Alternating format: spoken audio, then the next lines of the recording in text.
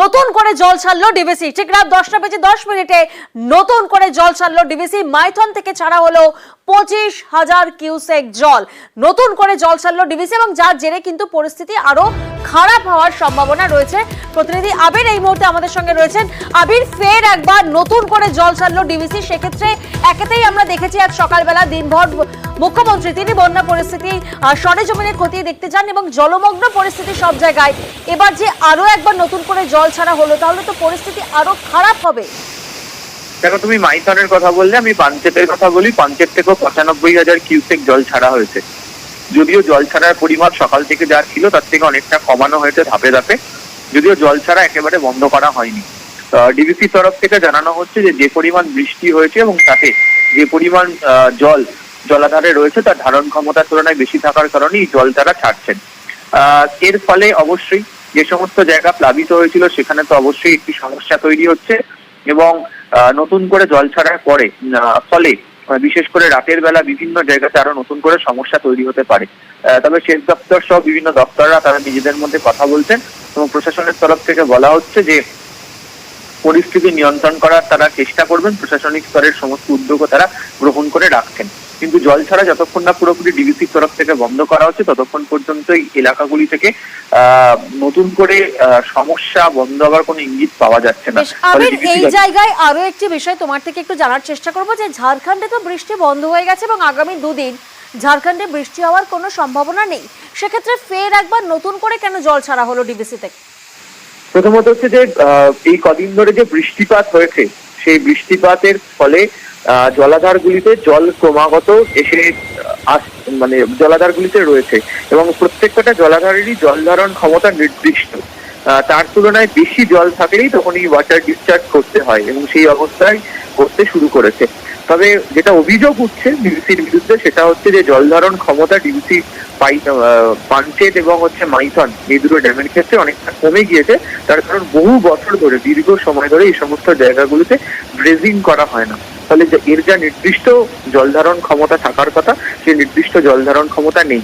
ফলে জল এখানে যখনই আসে এবং তখনই এর যে ধারণ ক্ষমতা কমে যাওয়ার কারণে বাধ্যই কার্যত এক প্রকার ডিভিসিকে জল ছাড়তে হয়। তাই কেন্দ্রীয় সরকারের দিকেই এই বারবার রাজ্য সরকার আঙুল তুলছে যে তারা নির্দিষ্টভাবে এই ড্রেজিং গুলো না করানোর কারণেই এই পরিস্থিতি তৈরি হচ্ছে মাইথন এবং পাঞ্চেতে, যার ফলে সমস্যা তৈরি হচ্ছে এই রাজ্যে।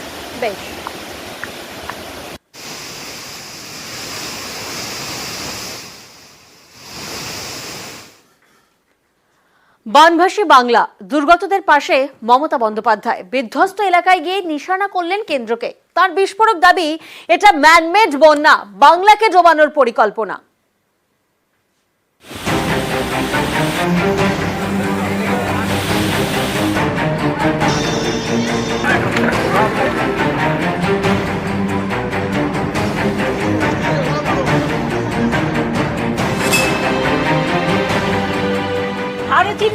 কিউসেকের ওপর জল ছেড়েছে, মানে ম্যানমেড ফ্লাড, পরিকল্পিতভাবে বাংলাকে ডুবিয়েছে নিজেদের রাজ্যকে বাঁচাবার জন্য। নাগাড়ে বৃষ্টি, ফুঁসছিল দক্ষিণবঙ্গের বিভিন্ন নদী, তার উপর ডিভিসির রেকর্ড পরিমাণ জল ছেড়েছে। এতে দক্ষিণবঙ্গের বিভিন্ন জেলায় বিস্তীর্ণ এলাকাতে এখন বন্যা পরিস্থিতি।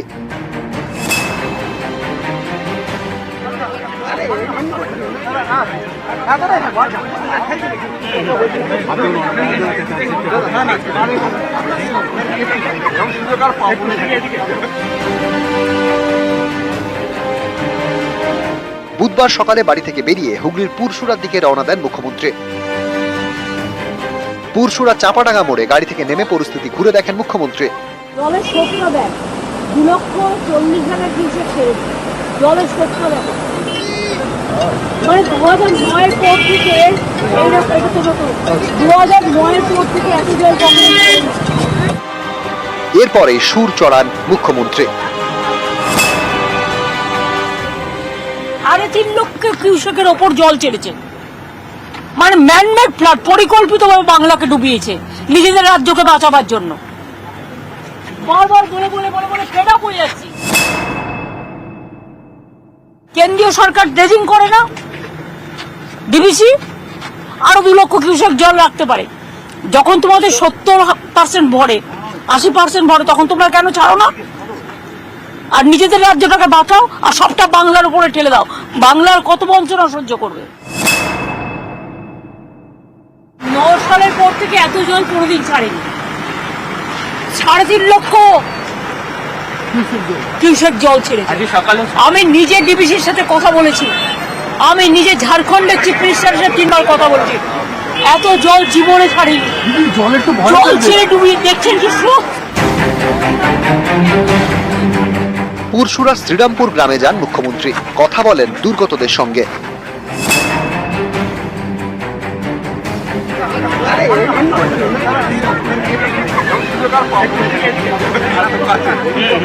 পুরসুরা থেকে ডানকুনি বিষ্ণুপুর রাজ্য সড়ক দিয়ে এগোতে থাকে মুখ্যমন্ত্রীর কনভয়। গাড়ি থেকে দুদিকে জলমগ্ন এলাকার নজর রাখেন মমতা বন্দ্যোপাধ্যায়।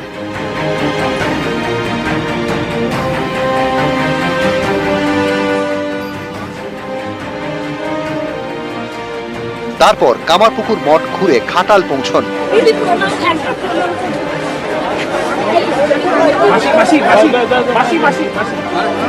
আমি ঘাটালে যাব।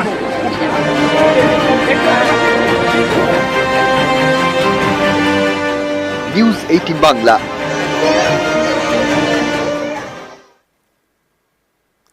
বৃষ্টি কমলেও দুর্ভোগ চলছে। কোথাও ডিভিসি ছাড়া জলে ভাসছে বিস্তীর্ণ এলাকা, রাস্তায় নেমেছে নৌকা, কোথাও আবার জমা জলে ভোগান্তির একশেষ। দেখুন,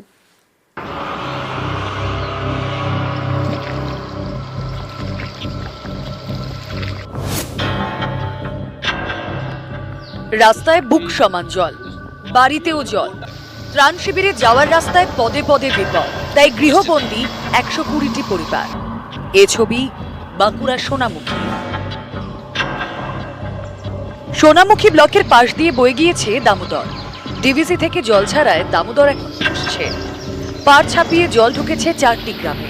এর মধ্যে সমিতি মানায় দুর্ভোগ চরমে।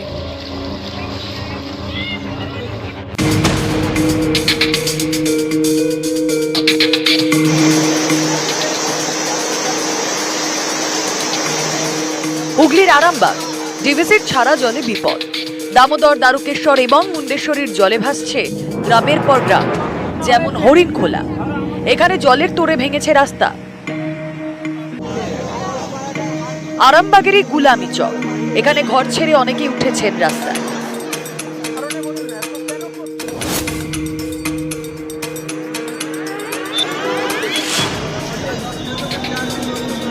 হুগলির পুরসুরার বিস্তীর্ণ এলাকা ভাসছে, রাস্তায় নেমেছে নৌকা।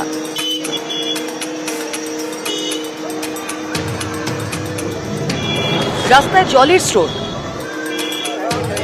থমকে যায় যাত্রীবাহী বাস। পুরসুরা গোপীমোহনপুর, সেখান দিয়ে এই রাস্তাটা দিয়ে কিন্তু বিস্তীর্ণ এলাকায় গ্রামের বিভিন্ন জায়গায় সেখানে প্রবেশ করা যায়। সেখানে রাস্তা ভেঙে যাওয়ায় সেখানে কিন্তু বাসটা কার্যত আটকে পড়ে। যাত্রী বোঝাই বাস, তারা কিন্তু এই মুহূর্তে গ্রামবাসীরা তারা কিন্তু বেশ কয়েকজন মানুষকে নৌকো করে নামিয়ে সেখানে উদ্ধার করে। পরবর্তীকালে সেই বাসটিকে ঠেলে ঠেলে বার করে নিয়ে আসা হচ্ছে।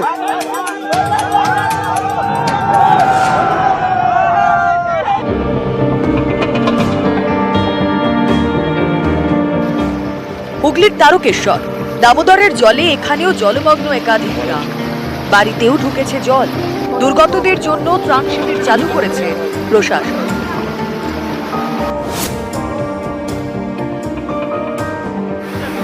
দ্বারকেশ্বর, মুন্ডেশ্বরী এবং রূপনারায়ণের জলে খানাকুল 2 নম্বর ব্লকের বিস্তীর্ণ এলাকা ভাসছে। একাধিক জায়গায় ভেঙেছে নদী বাঁধ, সেখান দিয়ে জল ঢুকছে। উদ্বিগ্ন স্থানীয় বাসিন্দারা।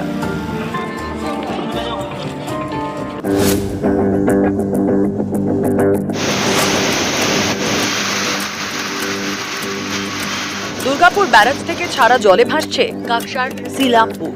জলমগ্ন প্রায় 25টি বাড়ি, তাদের ত্রাণ শিবিরে সরানো হয়েছে। এলাকায় চলে মাইকিং। শ্রীরামপুর হাই স্কুলে আমাদের ক্যাম্প করা হয়েছে। যদি কাদের কোনো রকম সহযোগিতা লাগে, আমাদের লোকাল পঞ্চায়েত মেম্বার আছে, তাদেরকে আপনারা বলতে পারেন।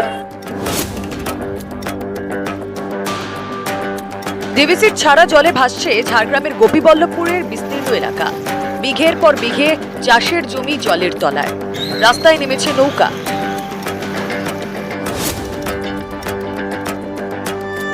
হাওড়ার উদয়নারায়ণপুর দামোদরের বাঁধ উপচে এখানেও ভাসছে 50টি গ্রাম।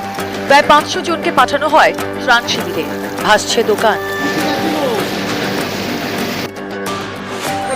ভাসছে উদয়নারায়ণপুর থানা।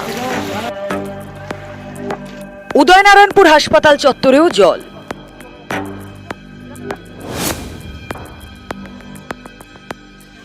বীরভূমের লাভপুর, এখানে 15টি গ্রাম জলমগ্ন। এর মধ্যে বলরামপুরে বেশ কয়েকটি মাটির বাড়ি ভেঙে পড়ে। পূর্ব মেদিনীপুরের পটাশপুর, এখানে কেলেঘাই নদীর জলে ভাসছে প্রায় 6টি গ্রাম।